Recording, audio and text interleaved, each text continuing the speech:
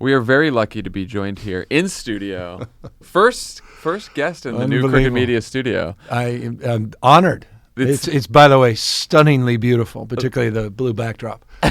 And you We are. don't need this kind of political nonsense. This room is a dump, and it is a work in progress. It needs a little work. It needs a work, but we'll look to the future. And I love it. And in case you didn't recognize his voice, he is the current lieutenant governor of the state of California, the Democratic nominee for governor, Gavin Newsom. Good to be here. Honor to be here. Honor to be here. It's good to have you. By the way, lieutenant governors. I mean, can we talk about lieutenant governors? A lot going on. Species?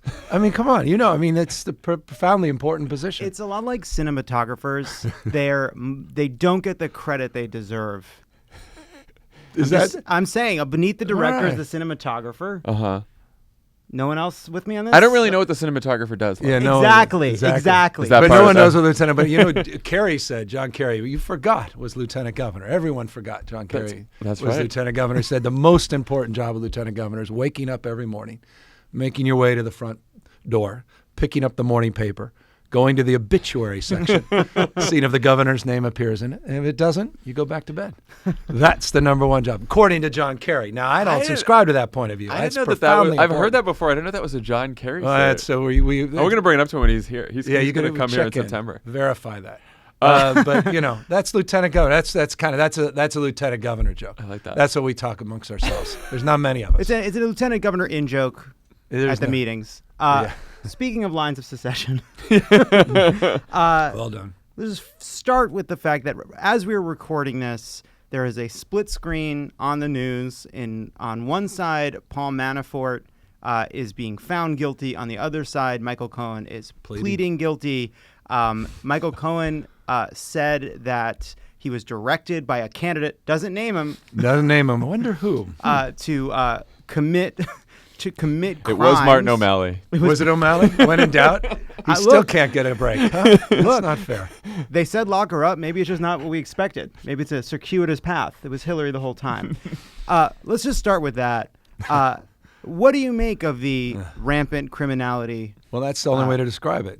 You just said it. Yeah. Rampant criminality. But it's interesting. Bank fraud.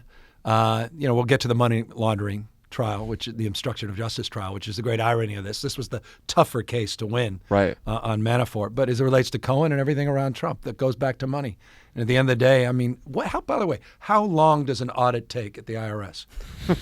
I mean, seriously, when it's done, we'll obviously get the benefit of the tax returns. I'm just curious, how long? Do you guys know what's the average audit? I do not know. It seems to be taking a little bit. It does seem to, but I'll tell you, if you get that's at the end of the day, that's the fear factor for the Trump administration. Money.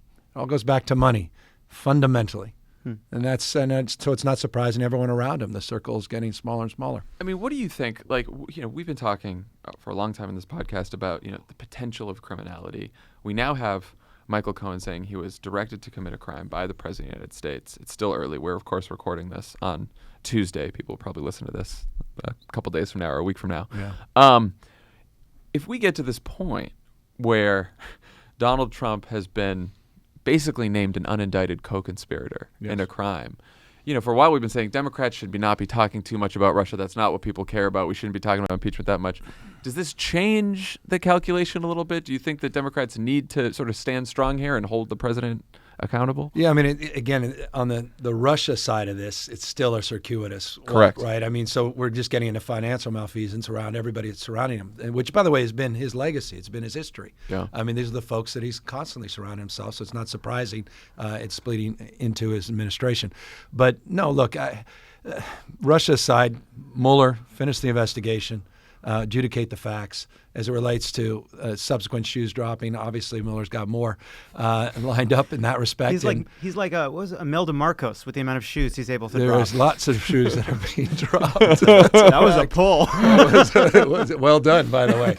That sends you back. I'm impressed. And you weren't even alive. You were like reading about that in the history books. All gay people are required to know about those shoes. Is that right? I don't know why. I love it. No, it is jaw-dropping. I mean, the normalcy of all this. I mean, the fact that, as you suggest, split screen.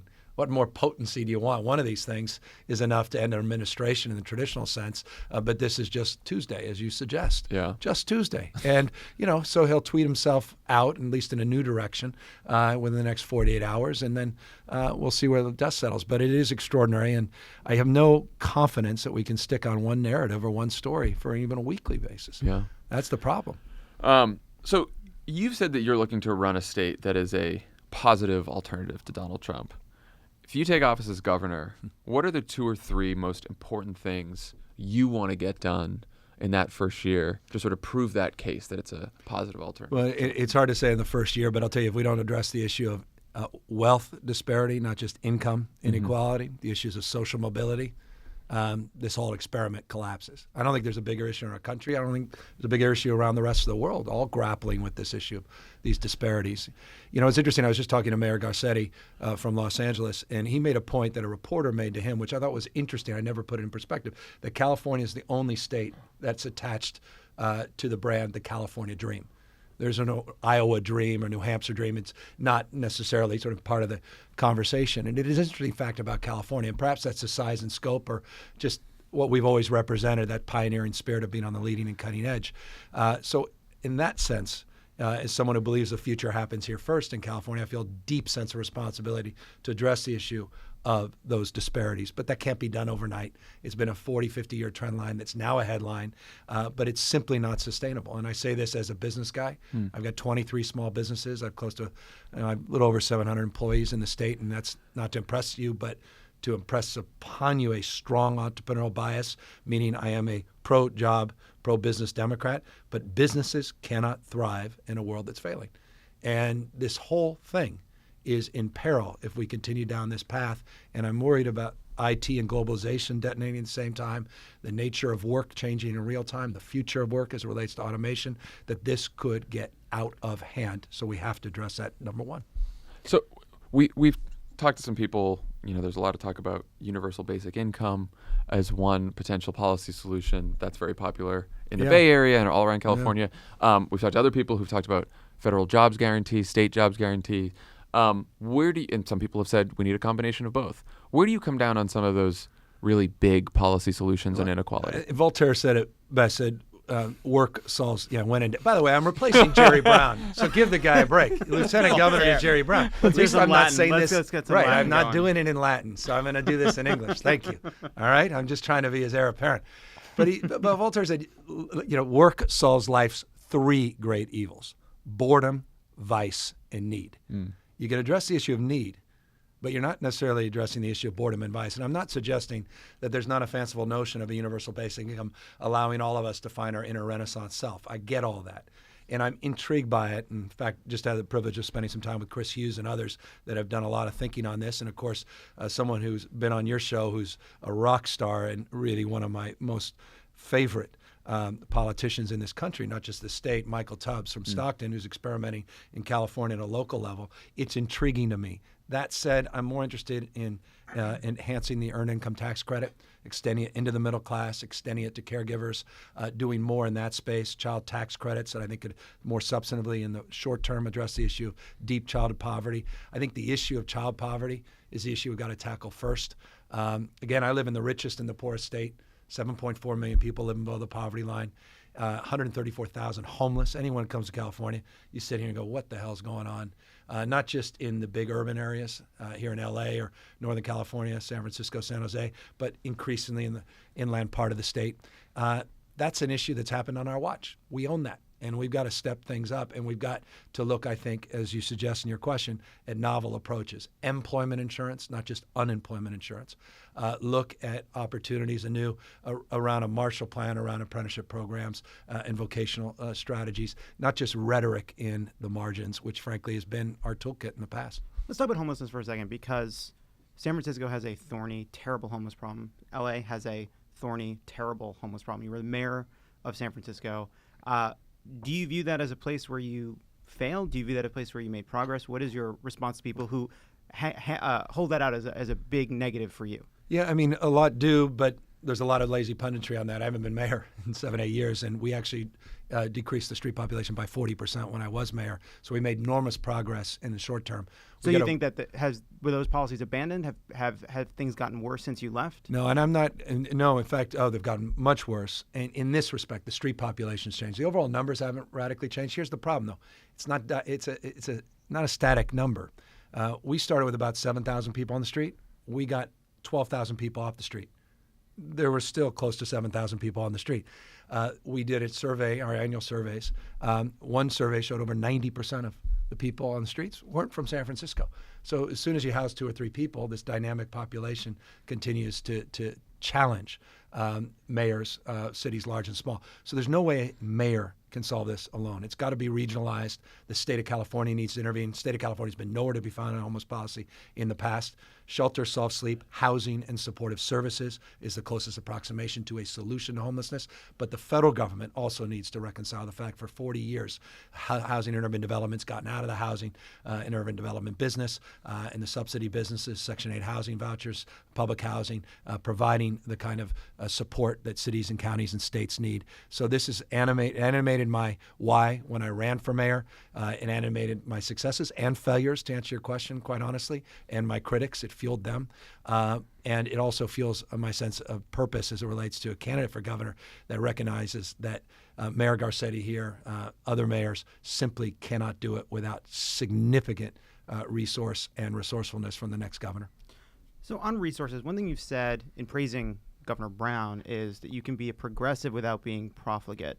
Some have said that you've sort of gone back and forth on projects like rail and other sort of mass transit projects. Where are you now on high-speed rail in California, and why? And how has your position changed? Well, I mean, when the facts changed, if you don't change, then you're an ideologue, and then I have strong critique of ideologues of all stripes.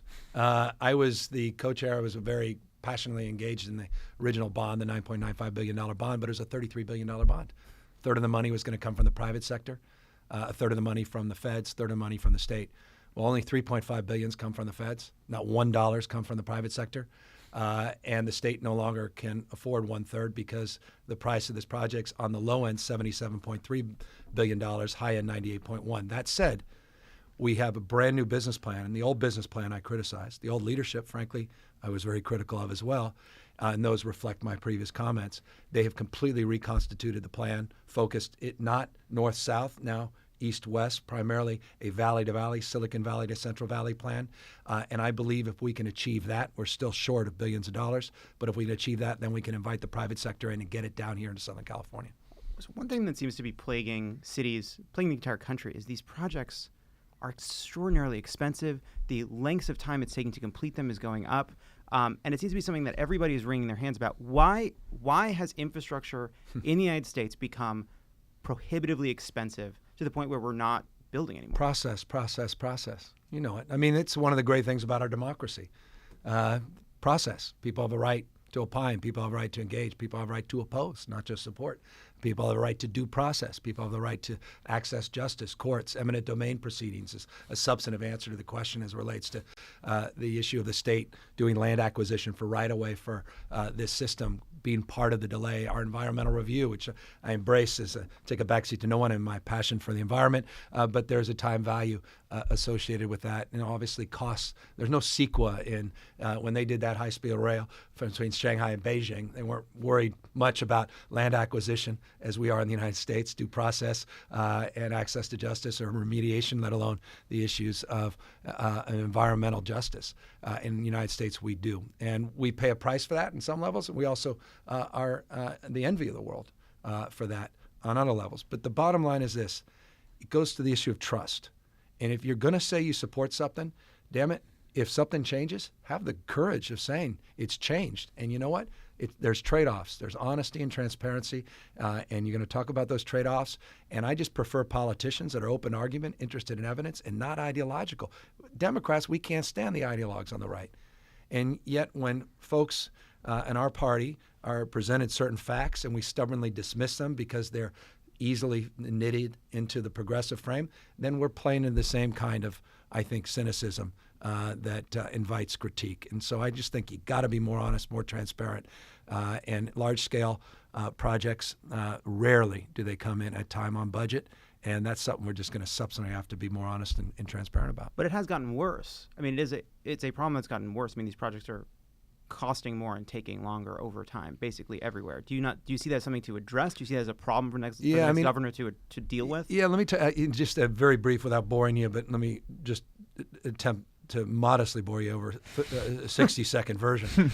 So I had something on a long-term care facility in San Francisco, Laguna Honda Hospital, and it doesn't matter what it was, but it was a $299 million bond. It wasn't $300 million. It wasn't $305. It was $299. And I said, well, why is it $299? And I found out it's because it poll tested well.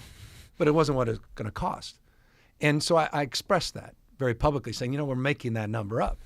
And folks were outraged and said, you don't care about seniors, you don't care about the health, because I wasn't opposing the project. I was opposing the construct of the project because I knew it would disappoint people. And it's exactly what happened. Wildly over that budget, significantly more modest in terms of the project scope. So when I became mayor, rather than criticizing, I had the chance to rebuild our public hospital, $884.6 million. People say, why 884.6? Because we actually did the pre-development work. We put money up to figure out actually how much it cost. In doing so, the voters overwhelmingly supported it because we were honest about it. Even though the polling said we'd probably better to say it's $499 million. My point is, if you're honest, you're transparent. By the way, it came in right on time and on budget, interestingly. And the last mayor could take credit, not me, because he was on the back end of that construction project. But the point is, that's how I think you approach these things. Just be damn honest for a change. So let's talk about something very costly, single-payer healthcare. You've been very supportive over the course of the campaign. Yeah. You've expressed in the past support for Senate Bill 562, single-payer healthcare here in California. As amended, yes. Right. So it passed the state Senate. It died in Assembly. Do you, as governor, do you hope to revive that bill? Do you want to see a new bill? How do you plan to get single payer passed? It needs to be pulled into the governor's office. The executive needs to lead it. Obamacare would not have happened. It was just exclusively a legislative fiat. That said, Nancy Pelosi did a magical job of organizing it, but it required the concerted contributions of the President of the United States. The only way in a state whose population is larger than 163 nations, California, whose economy is larger than all but 4 nations, the 5th largest economy, to approximate a strategy for universal health care is with the support and concurrence of the governor. And that's, frankly, it's not an indictment. It's just what's been missing in the past. So I would bring that into my office. I'd broaden it well beyond a bill that basically started a process. If you read 562, which the vast majority of elected officials that were for and against it did not. For and against, did not. Because they would have actually known what it said. It created a committee that began a process to come up with a strategy and plan to finance and organize with 34 prescribed benefits a universal strategy for single-payer financing. That process can be done without a bill. That process should be done by the next governor, and I'm committed to it for no other reason than healthcare is devouring our budget. Healthcare in this state is the biggest driver of unfunded retirement benefits. It's a driver of a lot of our costs, not least of which at the UC and CSU. I serve on both those boards. Tuition is impacted by the costs of employment, personnel costs, which is impacted by healthcare. It's the issue that animates most of the voters I talk to still. Even in this post-Obamacare world. And the inflationary burdens are self-evident, and the vandalism these guys are doing in the federal level is only going to make things worse. So I'd like to see if we can control our own destiny. I'm not naive about it. I did universal health care when I was mayor, fully implemented, regardless of pre-existing condition, ability to pay, and regardless of your immigration status. San Francisco is the only universal health care plan for all undocumented residents in America. I'm very proud of that.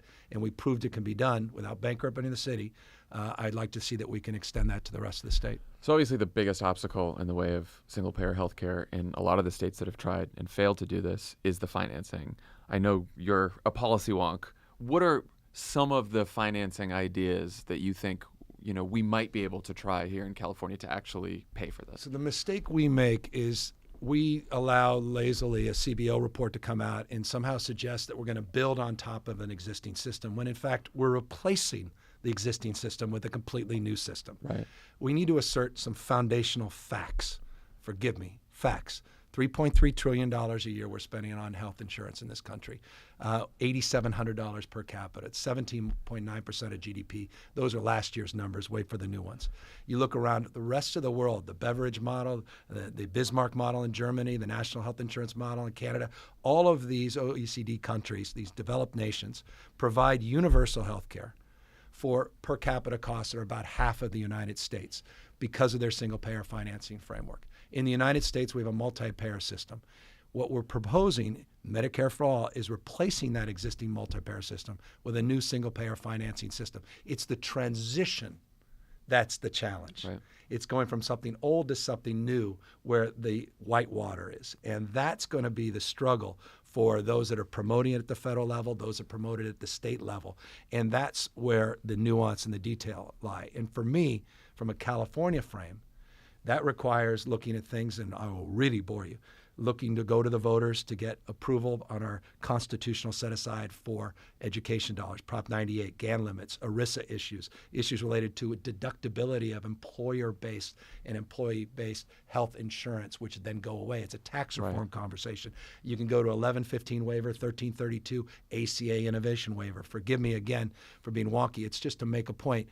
You have to be pragmatic about this. It's difficult. It requires federal support and waivers. It requires voter support. It requires other reforms within the system, not just healthcare reforms. And it requires consensus and from a political frame. And that's what makes the ACA even more remarkable, that the Obama administration was able to go as far as they were.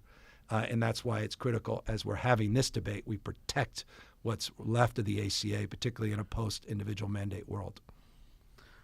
All right. I know I lost you on all that.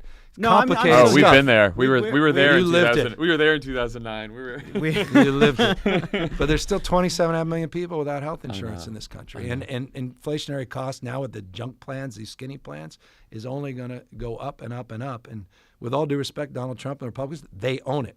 Yeah, they own it now. Do you think it's possible for California to have a single payer system, while the basic structure at the federal level remains the same? No, I think we're going to have to. We are going to have support from the federal government, and that, I mean, I walk into that with eyes wide open.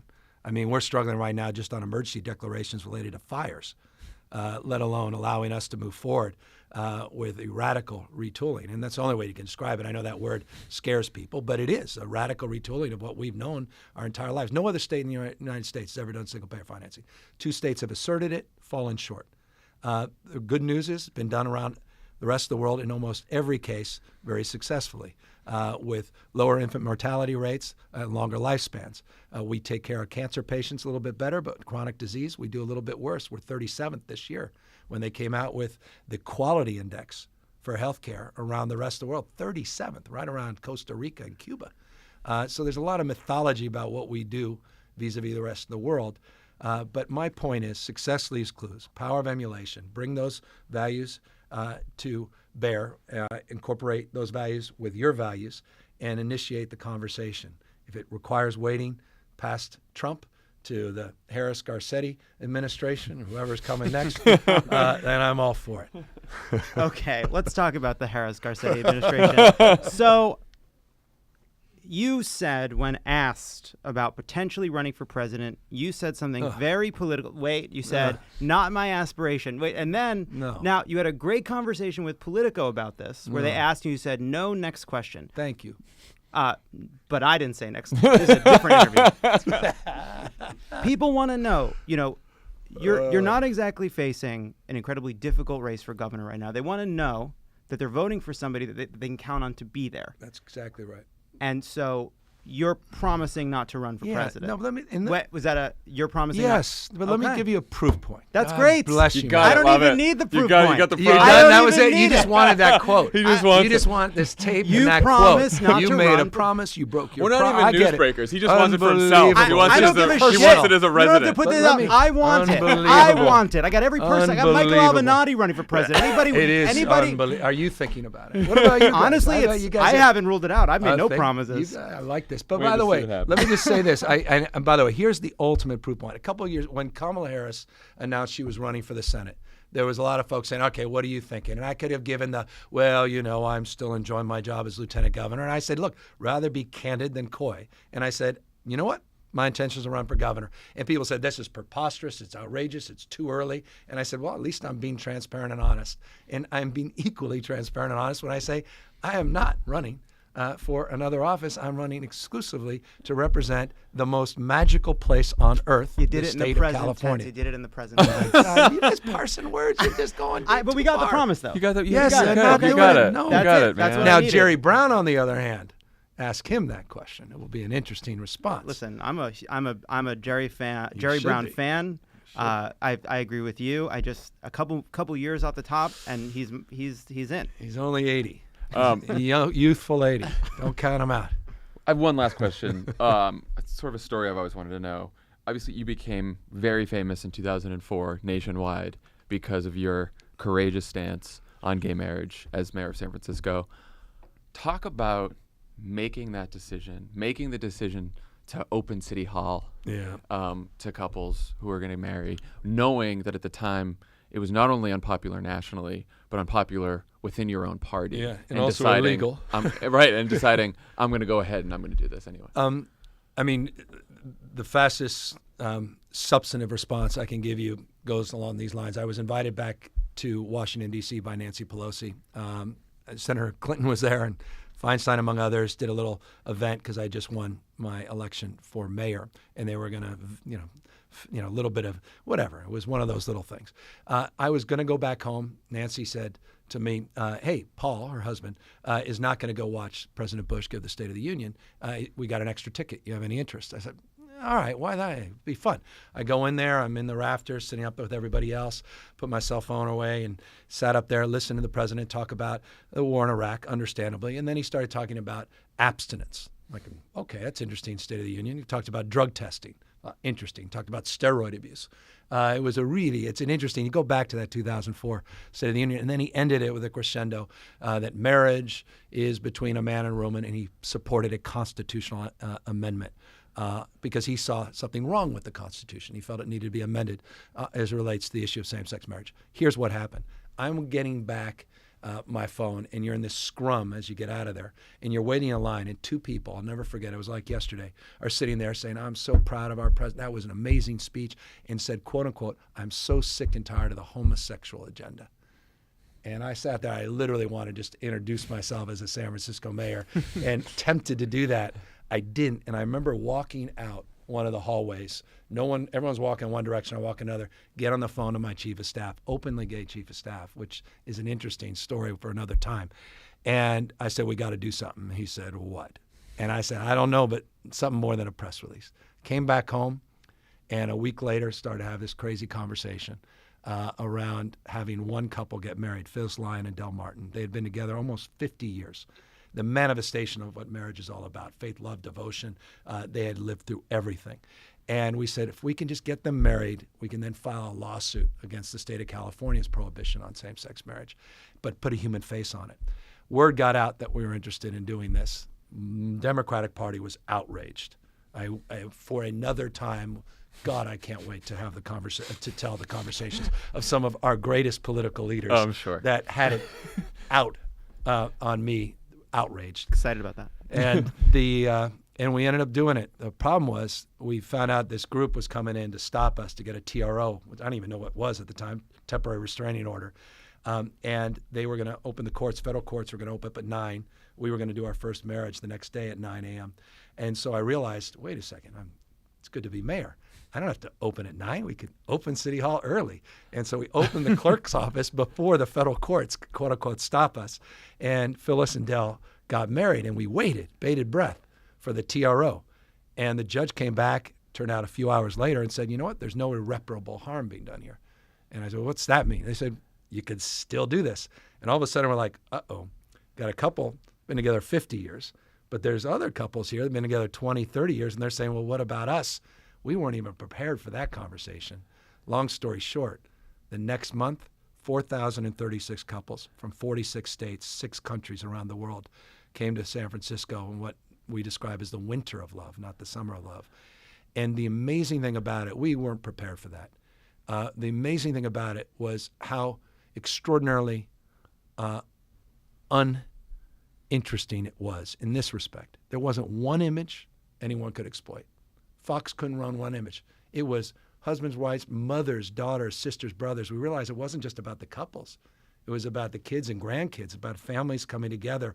And there was something so normal about it that just struck a chord, and ultimately struck a chord in the Chief Justice of the California Supreme Court, Ron George, who was across the street where his office was. And he said, his book, he said years later, he says, I was just looking outside and hearing these roars of applause as every couple would come out, and these throngs of supporters would cheer and hug. And he saw the faces of these families. And he said it changed his heart and his mind, and it led to that one majority, that his majority opinion and his one vote that led to California granting same-sex license, which then led to Prop 8 taking it away, which then led to Theodore Olson and others, David Boies, coming together in a federal case. So a series of events, but I'll tell you, magical is the only way to describe it.